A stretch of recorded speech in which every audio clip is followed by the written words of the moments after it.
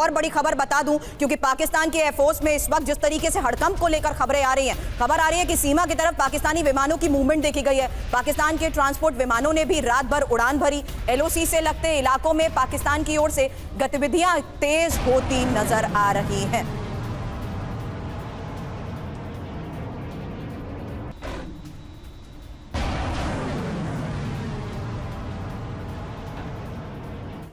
तो बदला तय है और पाक में भय है, क्योंकि कश्मीर सीमा के पास पाक जिस तरीके से सैन्य तैनाती कर रहा है, बड़ी खबर आई है। बड़े परिवहन विमानों की मूवमेंट देखी गई है। C-130E हर्क्यूलिस विमानों की मूवमेंट देखी गई है। PF-198, PF-101, PAF-177 विमानों की मूवमेंट को लेकर खबर आई है। हालांकि कराची से लाहौर और रावलपिंडी की तरफ रवाना हुए विमान के बारे में जिस तरीके से डिटेल आई है, कराची के नूर खान एयरबेस से रवाना हुए हैं ये विमान, और PAF-198 C-130E से जवानों को एक जगह से दूसरी जगह भी पहुंचाया जा रहा है। साथ ही खबर है PAF-101 खुफिया अभियानों में भी इसका इस्तेमाल जिस तरीके से किया जाता है, उसी के तहत इस वक्त जिस तरीके से डर बना हुआ है, उसी को लेकर ये सबसे बड़ी खबर आप बता रहे हैं। और फवाद चौधरी साहब इस वक्त हमें ज्वाइन कर चुके हैं, और पाकिस्तान में जिस तरीके से ये बड़ी हलचल सामने आ रही है, पाकिस्तान से इस वक्त हमें ये ज्वाइन कर चुके हैं। ये बड़ी खबर इस वक्त मैं बता रही हूं कि आखिर किस तरीके से प्रधानमंत्री नरेंद्र मोदी के संदेश के बाद भी डर पाकिस्तान में बढ़ता जा रहा है, इसलिए अब सैन्य गतिविधियों को लेकर डिप्लॉयमेंट्स और मूवमेंट के बारे में भी फवाद साहब खबरें हैं।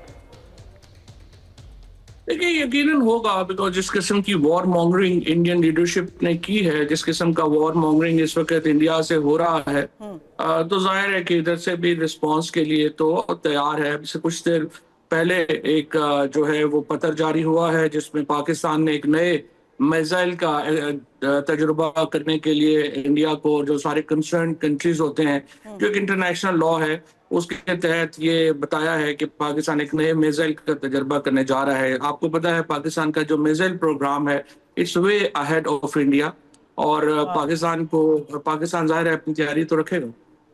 सुमित जी, हमको पता है बहुत अहेड है, आगे सारा सामान आपका आगे से ही आता है, यानी चीन से ही आता है, और सारा सामान की हालत क्या है फादाद वो भी हमको पता है। लेकिन आप एक बात बताइए, जब आपको कोई डर नहीं है तो फिर ये तैयारियां क्यों कर रहे हैं, और क्यों लगातार आपने नोटम इशू कर दिया तुरंत 23 तारीख को शाम को ही, जो नोटम हमेशा कम से कम 7 दिन, कम से कम 10 दिन पहले इशू होता है। फादाद, इतना डर किस बात का है आप लोगों को?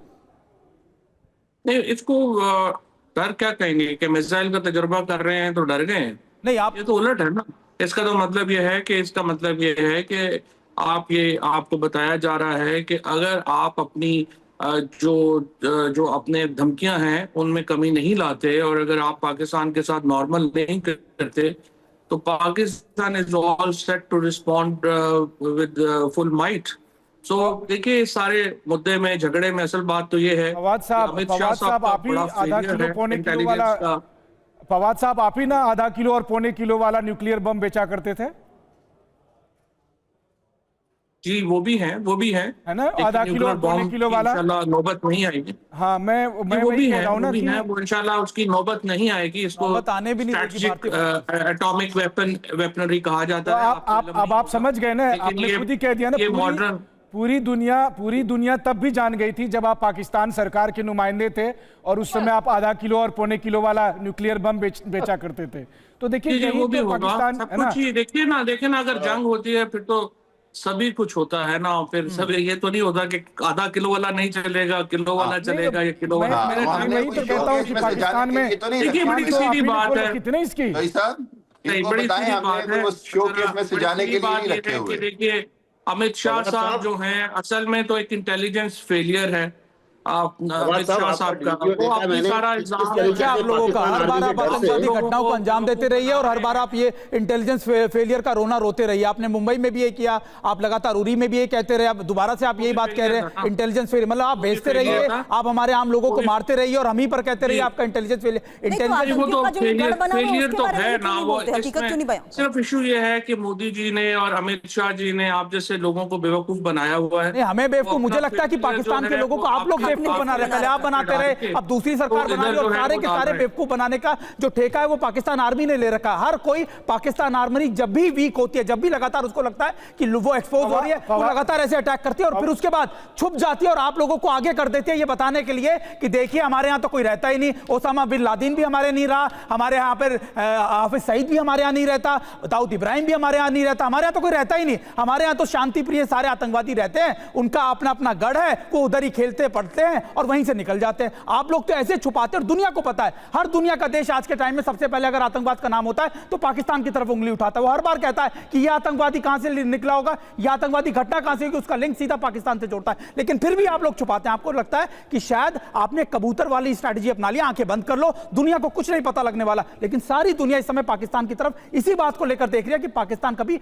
बाज नहीं आने वाला, पाकिस्तान कभी रुकने वाला नहीं। पाकिस्तान को जब मौका मिलता है वो ऐसी आतंकवादी घटना को जरूर अंजाम देता है। करने के लिए तो भाई आपकी स्पीच सुनने के लिए तो नहीं ना, मेरी स्पीच नहीं, लेकिन आप ये तो बताइए ना कि आखिरकार आप हमेशा डिनाई क्यों कर देते हैं? टीवी के ऊपर इतना लंबा नहीं बोलते, पहली बात। अच्छा, आप बोलते हैं, ठीक है, आप बोलिए, मैं सुनना चाहता हूं। 20-25 सेकंड बात करते हैं ताकि दूसरे को भी मौका मिले। तो आप टीवी पर झूठ भी नहीं बोलते हैं, लंबा नहीं बोलते, लेकिन झूठ भी नहीं बोलते हैं आप टीवी पर, आप लगातार झूठ बोल रहे हैं, इसलिए मुझे काउंटर करना पड़ा। नहीं, आप फिर वीलॉग कर लीजिए, ये तो कोई तरीका नहीं ना, अगर आपने बात करते रहना है और दूसरे नहीं तो आप झूठ मत बोलिए ना, मैं बात अपनी छोटी रखूं, आप झूठ मत बोलिए। बात ये है कि झूठ के सच का फैसला तो लोग करेंगे ना। आपकी तो शक्ल से ही झूठा आप लग रहे हैं, तो इस तरह की बातें आप क्या मतलब है, क्या मतलब है? मतलब आप अपने आपकी जमीन पर आतंकी बसे हुए हैं, उसको लेकर आपने जवाब नहीं देना, तो अब आप पर्सनल अटैक करने लग जाओगे, कुछ भी बोलने लग जाएंगे। आप इतने ज्यादा लोग अचानक बोलना, हमने आपसे कहा, नजर में आपने पहचान लिया फवाद साहब, आपकी नजर, मुझे तो इन्होंने कहा था कि आप बात बताइए, टीवी स्क्रीन को देखकर फवाद साहब, टीवी स्क्रीन को देखकर तो कोई भी कह देगा कि आपकी शक्ल आलू जैसी लगती है। पर है, मैं तो इस तरह के प्रोग्राम में नहीं आता। देखिए मुझे बहुत नहीं, तो अगर आप ऐसी भाषा का उपयोग करेंगे, 50 इस तरह से अगर लोग एक काम करिए, अभी आप टेलीविजन स्क्रीन का स्क्रीनशॉट ले लीजिए और सुमित के चेहरे को आप अपने चेहरे से तुलना करें। रहने दीजिए ना, हमें जवाब देना नहीं है, लेकिन अपने पास रह रहे आतंकवादियों को आज तक नहीं पहचाना इन्होंने, आज तक उनके चेहरे नहीं देखे होंगे इन्होंने। जवाब देना ही नहीं है। अस्थाना सर जवाब दे दीजिए, इनको ना समझ नहीं आएगा जब तक इनको ग्राउंड पर जवाब नहीं मिलेगा। मुझे एक लाइन बोलने दीजिए, बड़ी मेहरबानी होगी।